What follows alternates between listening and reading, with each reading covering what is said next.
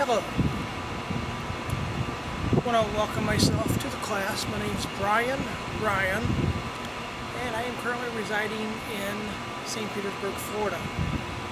My topic for this discussion is that you have asked me to give some background or some insight on something that I have done in life or something that I have perceived in life. I have given this question a lot of thought, and there has been several things I've done in life which I could discuss at length.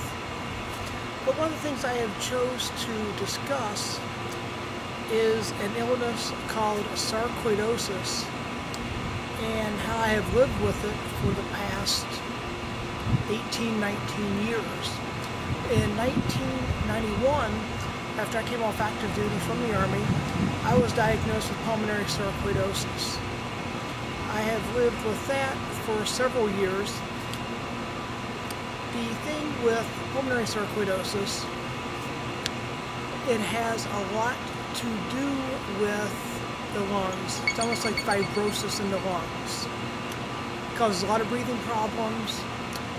The main medication they use for that is prednisone. Prednisone itself is a very nasty drug. With that medication alone, I was on that medication for 9 years. Very nasty side effects. Along with that medication, I've been put on multiple aerosols. I have been on Ventolin, Ceravent, Flovent, Advair. Currently, I also take, on a daily basis, about every 8 hours, I take aerosol treatments. When I was first diagnosed with pulmonary sarcoidosis, they told me usually within 5 years that it will more or less go in remission. Well, that 5 years passed, and that was in 1991, and today is 2010. In those years, they say that certain things may or may not happen with the pulmonary sarcoidosis. Sarcoid itself can mimic many other different diseases, and they still, even with all the research they've done, they're still not exactly sure what has caused pulmonary sarcoidosis or sarcoid itself in general. Last year, in September 14th, I was diagnosed with pulmonary sarcoidosis. With neurological sarcoidosis. Think sometimes about neurological sarcoidosis, sometimes you forget what you're going to say. And that's the honest to goodness truth. I woke up that morning and they thought I had a massive stroke.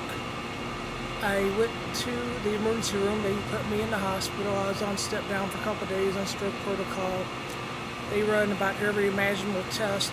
To me, it seemed like to man. With that in mind, they are not exactly sure what causes neurological sarcoidosis either, except that it does affect the hypothalamus of the brain. It can affect short-term and long-term memory. Some of the other things that it can affect is your temperature control. I have occasions I have night sweats. Sometimes I do have problems with my short-term memory. And probably the worst thing is, since I have been on these medications, they have their own wonderful side effects. These medications, along with my neurosarcoid, has prevented me from going back to work full-time. Right now, as of today, I'm on about 19 different medications. Some of the things on how it affects me, at times I do have a speech impediment. Sometimes I do have slurred speech. I don't find it very noticeable anymore. My wife says she does. She can tell. Some other friends, tell me they can notice it as well. I have right-sided weakness. I have a tendency to lose my balance and fall. As an example, in January, I fell and I fractured my right radial head in 2 places. Along with that came, I injured my ulnar nerve and injured my right wrist as well. And in turn, I have to have surgery on my right wrist and my right ulnar nerve here in the very near future. Now, this past week, I was in the process of having a cardiac cath done. I had a stent put in. And they're still not exactly sure what is causing everything to still with my chest pain even after the fact. They're also relating that to sarcoid. As I said before, sarcoid can mimic a lot of different things. It can confuse doctors very, very much. You know, just like they say on the show, House is Dr. House. He puts everything off on Beck's disease or sarcoidosis, which is basically the same. It's one of these diseases, they can't figure out what it is, that's what they're going to call it. And I've been that lucky person to have ended up with the smaller percentage of the things that they say can cause happen to people with sarcoidosis. So one of the reasons that I had decided to go back to school, last year, when I decided to go back to school, I had not been feeling good for a while, and I knew it was my sarcoid flaring up. And one of the things that I had, as I said, decided to do was go back to school.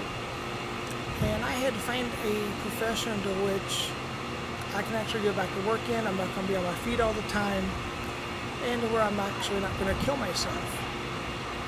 And my doctor's saying even after I finish with school, they're still not 100% sure whether or not they'll even let me return to work. So that's something to still be determined. There's still several courses that I have to go through with medication-wise that they want to try with me. There are many, many things that they want to do that they have no guarantee it's going to work. Some of the side effects are worse than what I personally feel that'll be worth it to me in the long run. For an example, they want to put me on higher doses of prednisone, and that is not really a good thing. The higher doses of prednisone itself it has a lot of mood swings to it. A lot of putting more weight back on. I'm a diabetic, so I have to watch that as well. There are just so many different things that the sarcoidosis can do to an individual that's one of the reasons I want to keep this topic, or at least try to keep this topic through this course, is try to educate you more about it, as an audience. So that will be my closing, and I thank you very much, and I hope you have a blessed week. Thank you.